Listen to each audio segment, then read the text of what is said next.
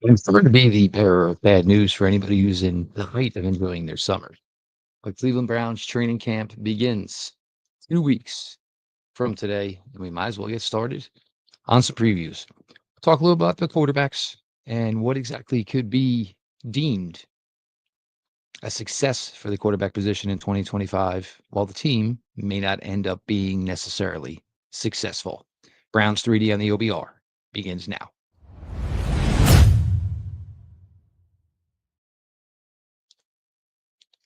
Welcome back, my friends, to the show that never ends, your daily delivery of all things Dog Pound Browns 3D on the OBR streaming network. I am your host, Jeff Lloyd.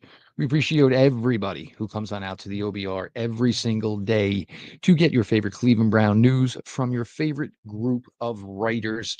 Also, the OBR streaming network, which begins every evening at 6 p.m. Eastern. Today is Tuesday. After this, 7 o'clock, you will have the React, of course, Brad Ward and Pete Smith. So, like we said in the open, don't want to ruin anyone's summer.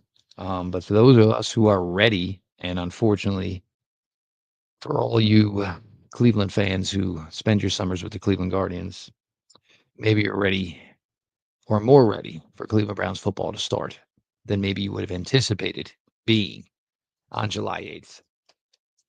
We're going to do some previews, obviously, positional groups here. Any breaking news comes Cleveland Browns wise. Obviously, that'll take the, top initiative here over the next series of episodes till we get to training camp and we have new and hopefully exciting information to speak on. And I think maybe, and I agree, look, we're probably all tired of the preliminary and, the pre-training camp battle that will go on at the quarterback position. I think we have all kind of planted our beliefs as to what we think should happen, what we think could happen, what we think would happen at the Cleveland Browns quarterback position for the 2025 regular season.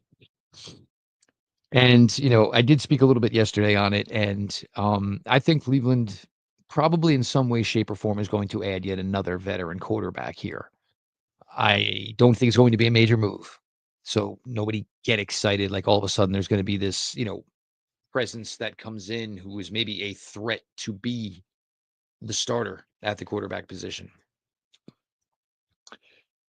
I just feel that if it ends up being Joe, there's probably no reason to keep Kenny Pickett around. There'll be opportunities for Kenny Pickett. You would think New Orleans right off the bat would be a place where Kenny could probably sync up with Kellen Moore going from Philadelphia to New Orleans, obviously. I just feel, and you guys know I've kind of been on record as saying that, I'd rather see the rookie quarterbacks play most of, if not all, of the reps at the quarterback position this season. But I do understand you kind of have to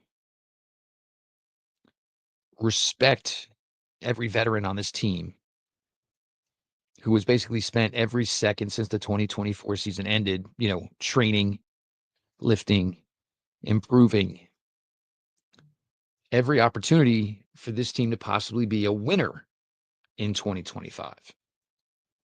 Now, ideally, to do that, and if you ask me to say, what is the easiest way the Cleveland Browns contend in 2025? What's the way the Cleveland Browns start off hot? Say 4-2. Enough where all of a sudden you got to say, hey, maybe now this thing possibly could be legit. And I just don't think there's any way possible that you're having conversations about the Cleveland Browns starting off hot, being very competitive early in the season, unless your quarterback is Joe Flacco. Yes, last year in Indianapolis, Joe didn't look like the same guy that was performing at a pretty solid level in 2023 here in Cleveland. It doesn't mean that, Joe can't just plug back in here in Cleveland and have the success that he was having for the Browns in 23. He's the best option of the bunch if you want to contend. There's no guarantee you're going to contend, of course. But if you are the one, I don't want to say the one, if you are of the camp, let's use that instead, that want the Cleveland Browns to be competitive this season, and then Joe's the guy. It's literally just that simple. And I'm not saying Joe's the guy for all 17 weeks. That certainly could take on a life of its own if the Browns just hit the ground running and just continue to play well week in, week out. Certainly stranger things have happened. That's why we watch week in, week out, right? Of course. We saw Joe light it up with Amari Cooper. He's now got Judy, younger, faster.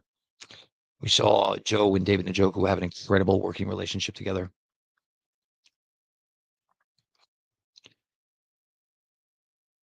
Joe plays like he did in 23. Jerry Judy continues his play from 24 and 25. Njoku plays healthy. Obviously has the huge impact that we know David's capable of having. Cedric Tillman is healthy and plays like he did in that 3-game stretch in 2024, where it was 7 for 95 and a touchdown, 3 weeks straight. That was his average. And Deontay Johnson, decides enough of the nonsense and the BS in his own life and decides that, he wants to continue with the abilities that the good Lord blessed him with. There's really no way around it, as far as, in my opinion, as far as competing. And you want to make the case for Kenny Pickett, that's fine. But it's not like Kenny didn't really have a legit opportunity in his first 2 years in Pittsburgh. And, regardless of what his overall statistical output was, the amount of, he was a huge part of the starting quarterback position that got the Pittsburgh Steelers to the playoffs in 2022 and, of course, in 2023. Was healthy enough to start the playoff game in 2023. Pittsburgh Steelers still chose to go the other way.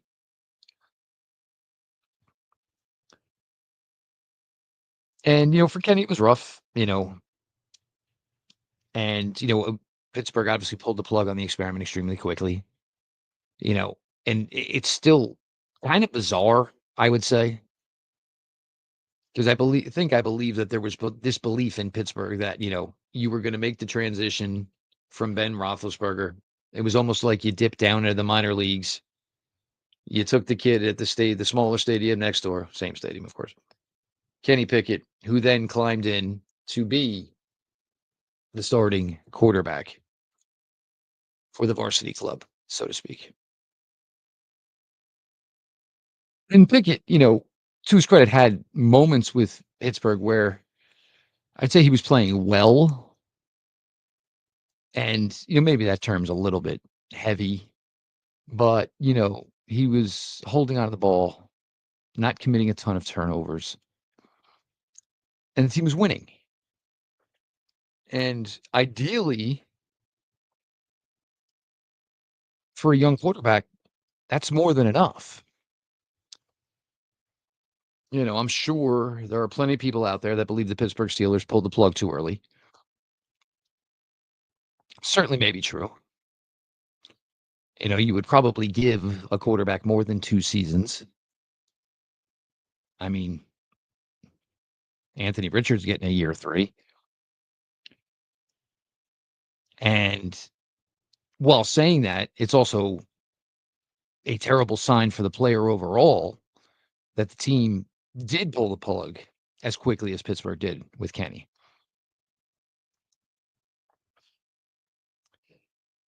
It's certainly not gotten Pittsburgh any closer to a long-term answer. Whatever Aaron Rodgers is going to be there this year in Pittsburgh, it's not going to be a long-standing thing, of course, by any means whatsoever. And, for the Pickett backers in regards, to him being the Browns' starting quarterback, I think everybody's become infatuated with, the next Sam Darnold, which should be called the Geno Smith if we're actually doing it accurately, right? It was the Geno Smith before it was the Sam Darnold. But there were times where Sam was pretty darn good in New York, at least. Not great, good. I don't know if you would ever say that, Kenny's play was that great. You know, he was doing enough to not lose the game while the team overall was winning the game. Again, that's fine for a young quarterback. It is. But the Browns, I don't know with what they're going to put on the field this year, that if you even say the best version of Kenny Pickett in his time with the Pittsburgh Steelers is enough to get this Cleveland Browns team to a winning record, to a playoff opportunity. I just don't think that's feasible. And again, once you make the decision, because I do think it'll be one of the two veterans, obviously, that starts from week one. Once you make that decision, it leaves you in an extremely awkward position, obviously, with the other veteran quarterback. If you choose Kenny for Joe, you choose Joe for Kenny. Joe's just the better option. I don't know necessarily, if you even did choose Kenny, how you handle the situation with Joe from there. It's kind of hard to trade Joe at his age. It's kind of hard to trade Joe at this point of his life while he's still trying to, stay somewhat close to home, be a part of his, family life. Got a bunch of kids, of course. Because ideally, there's only, and we know there's only certain places Joe wants to go in relation to being to his family located in South Jersey. So even if, if you did choose Kenny and you were going to move on from Joe, if you wanted to trade Joe, there's only a handful of teams that Joe is probably interested in playing for in this point of his career. Kenny, however, still has everybody saying, maybe he could be one of those Sam Darnold, aka Geno Smith guys. I just don't know how it necessarily can just go Kenny's way here. And, for those of you that say, oh, what was the first move the Browns made? Obviously, that don't mean nothing to me. I got to be honest with you, when the Browns acquired each of these four quarterbacks that are going to be going to training camp this summer, it's not going to affect, it's not going to affect how it's going to end up. Whoever plays the best, whoever plays the most consistent, whoever Kevin Stefanski feels can beat the Cincinnati Bengals week one is who's going to be under center for that game.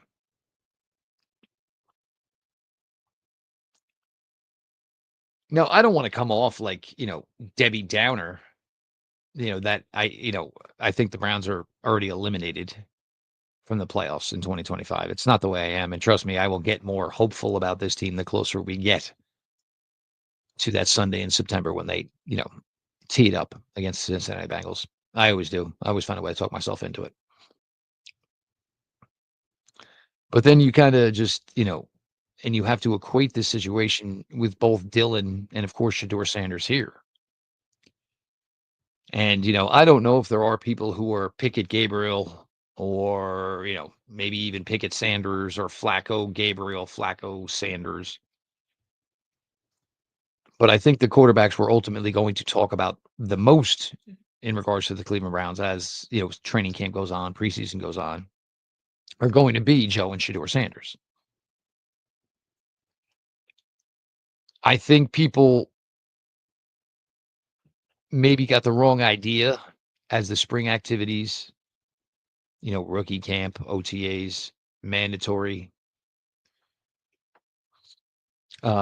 mandatory OTAs, of course, that, because Shedeur Sanders wasn't rising as far as, getting opportunities against, the better competition of Cleveland's the number one defense, of course, that maybe they felt like, you know, Shedeur was just here for the sake of being here.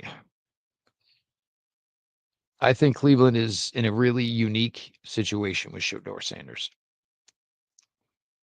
They ended up with a guy who was probably, and how do we put this fairly, top 45, top 50 talent in the 2025 NFL draft, and they got him in the fifth round. So I don't think they are were. I don't think they were pushing Shedeur in the spring. I think they maybe felt that they didn't need to. And, we'll find out some of this, certainly, as we get into camp and as camp goes on. There's always been a lot of talk about Shedeur Sanders' throwing motion and, how successful a motion like that can be in the NFL. And sometimes with talk like that, I think it becomes overcritical, overcritiqued. Philip Rivers was a damn good quarterback, and there may have not have been an uglier throwing motion in NFL history. Style points don't matter. Whether or not the ball gets to where it needs to be is certainly what matters. And, Shadeur's actual overall throwing motion is a little elongated. Oh no, he taps the ball. That's another one I can't stand. Taps the ball. A lot of quarterbacks tap the ball, and a lot of the absolute great ones who are in Canton or about to go to Canton tapped the ball. So I don't want to hear that nonsense, of course. I think Shedeur, with the more confidence he gets, and certainly spring went extremely well for him on the field, Browns related, of course. I think it went extremely well for him. And I- I'm not going to say that, people are not using social media for their benefit.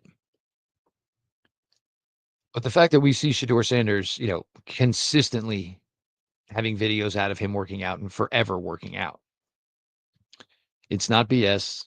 It's not a show. That was the one thing there was not a question about. If you talk to people who truly dug into Shedeur and ignored the sideshow BS that ended up being created around the draft profile of Shedeur Sanders through the 2025 draft cycle. Absolutely loves the game. Absolutely loves competing. Loves playing the quarterback position. All that stuff is real. The game is number one to him. There is nothing more important in his life. Even people, the music think, trust me, it's not that.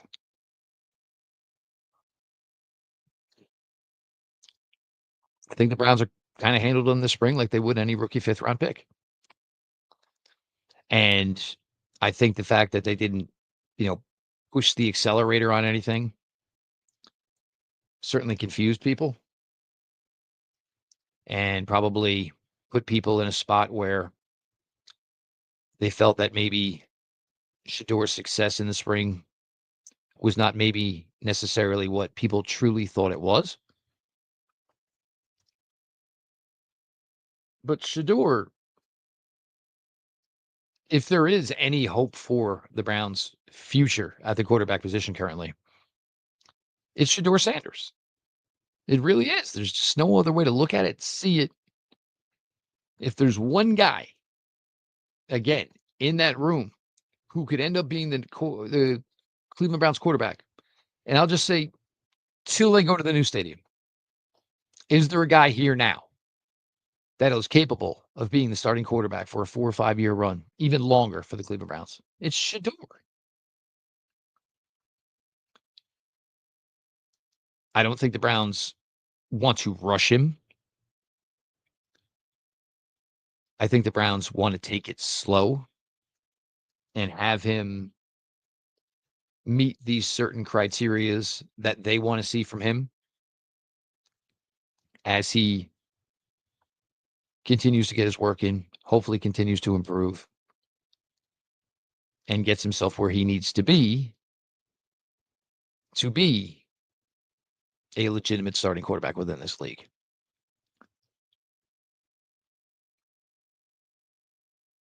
You know, I don't want to feel like I'm knocking on Dylan Gabriel. I don't.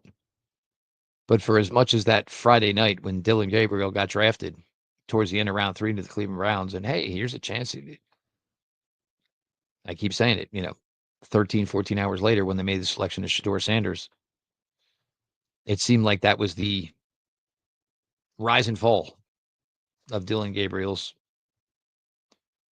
possibility of being the Cleveland Browns starting quarterback.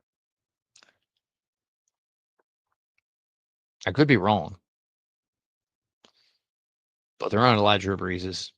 Haven't been a lot of Drew Breeses. And the NFL is certainly so picky and fickle about the quarterback position as it is.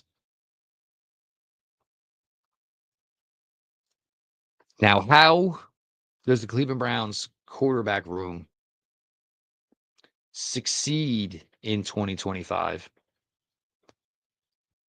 without the team possibly being successful overall?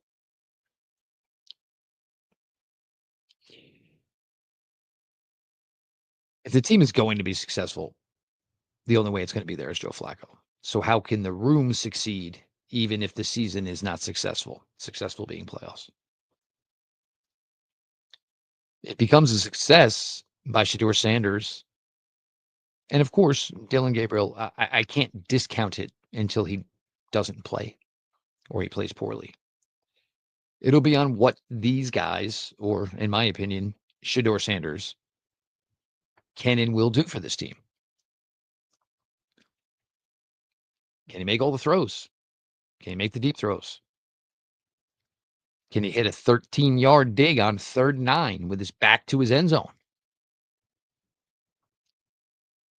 Can he split a Tampa 2 as Jerry Jeudy is running a 9 route, hugging the sideline? Can he make that throw? Can he complete a high percentage of passes? Can he carry a pretty strong touchdown to interception ratio? And certainly when we talk rookie quarterbacks, one of the things we always talk about is, sacks, which is lost opportunities, lost drives, all of these things. And it's certainly something you absolutely have to bring to any conversation in regards to Shedeur. That was definitely one of the weaknesses of his tape at Colorado. I will say forever that I agree with you that his offensive line at Colorado stunk like a dumpster in the summertime. But still, quarterbacks find a way to, elude sacks either by running or throwing the ball away. Shedeur at times was doing things the counter way and trying to run away even further behind the line of scrimmage, which he just doesn't have the athletic ability to pull off. So certainly for Shedeur, that is one of the biggest things you're going to watch, grade, critique him on this entire summer. It's, how quickly can he play the position? Because we were struggling against pass rushers in the Big 12. Well, we're about to kick it up a notch, probably 2 notches if you're going Big 12. It wasn't the Big 10. It wasn't the SEC. Big 12. And now, of course, to the NFL. And very likely the Trey Hendricksons of the world and the TJ Watts of the world.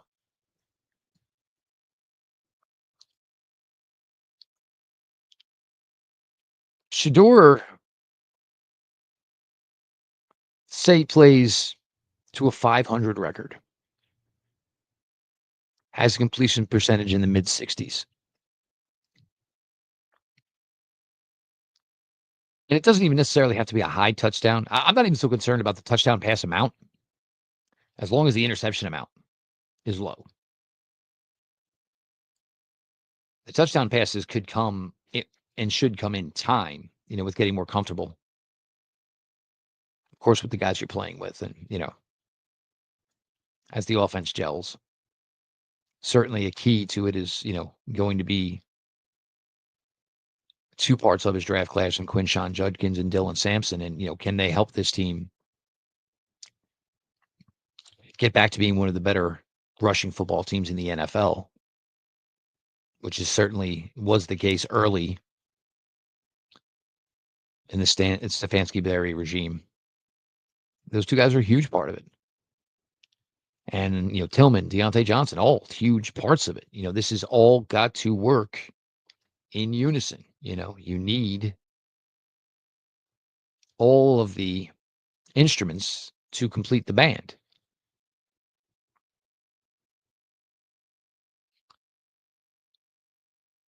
And for Sanders, it's probably one of the better opportunities that was out there for him. And certainly it went weird, it went wonky, it went wacky that, so many felt that he was, in conversation to be number 2 overall, which we tried to tell you, everybody, that was just not conceivable. But of course, in the same breath, there's no way in the world he should have went 144th overall. As the 2024 season was ending, and the way it was looking for the Cleveland Browns, there were a lot of people saying, the Browns needed to luck their way into a quarterback. Very similar to the San Francisco 49ers, Brock Purdy. I keep going back to that statement because I feel it does hold a lot of weight. I feel like it's something I truly agree with. And it's not easy to do by any means.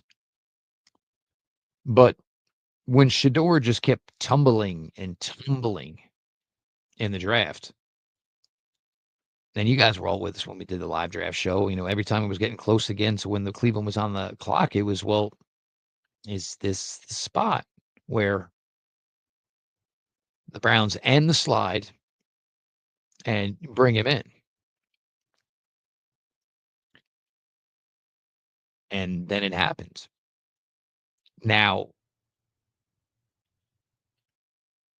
I'm not sure exactly, and none of us are, how much or if at all, where and when Shedeur Sanders got drafted is providing a greater motivation or I can't wait to stick it to all Ollies type of thing. Because I believe the motivation was there regardless. You're not Deion Sanders' son and don't have this big, pit in your stomach, in your soul that says, I'm going to play this game and I want people to speak of me like they spoke of the way my father played. Certainly different positions. But Shedeur is not going to back away from the opportunity. He is not going to back away from the opportunity, the potential spotlight. He is not going to concede this job to any of the other 3 guys in that room by any means whatsoever. He is Sanders, and he's wired as such. And he gives the game the effort that is required.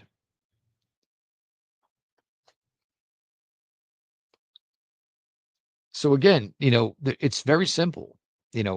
If you feel this team needs to begin the season with the best possibility of having a winning season, your quarterback is Joe Flacco. If that does not work out, it's how quickly can we start the clock and the grading and the learning and the evaluating of whether or not Shedeur Sanders could conceivably end up being the Cleveland Browns franchise quarterback. That's what's going to start here on July 22nd. And it's going to go on for about 7 weeks until week 1 comes around. As always, we appreciate everybody who comes on out to the OBR every single day, gets your take of your favorite Cleveland Browns content from our fabulous group of writers. And of course, joining us every evening at 6 o'clock on the OBR streaming network, beginning with Browns 3D. After us 7 o'clock, you will have the React with Brad Ward and Pete Smith. So stick around for that. Garage Beers at 9 o'clock with Mike Keefe. Make sure you're subscribed on YouTube. Make sure, of course, that you are subscribed over on Twitch. This has been your daily delivery of all things Dog Pound. Browns 3D on the OBR. And we will talk to y'all tomorrow.